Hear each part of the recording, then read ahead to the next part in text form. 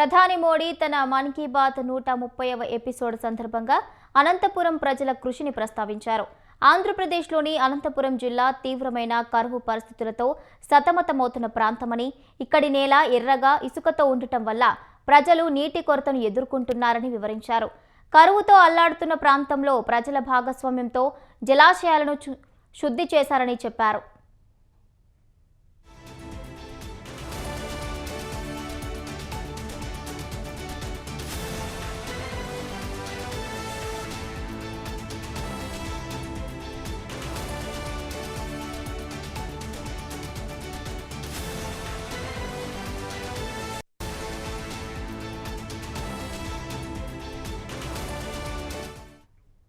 ప్రధాని మోడీ తన మన్ కీ బాత్ 130వ ఎపిసోడ్ సందర్భంగా అనంతపురం ప్రజల కృషిని ప్రస్తావించారు.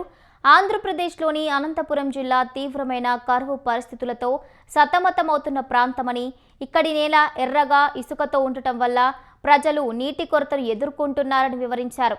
కరువుతో అల్లాడుతున్న ప్రాంతంలో ప్రజల భాగస్వామ్యంతో జలాశయాలను శుద్ధి చేశారని అన్నారు.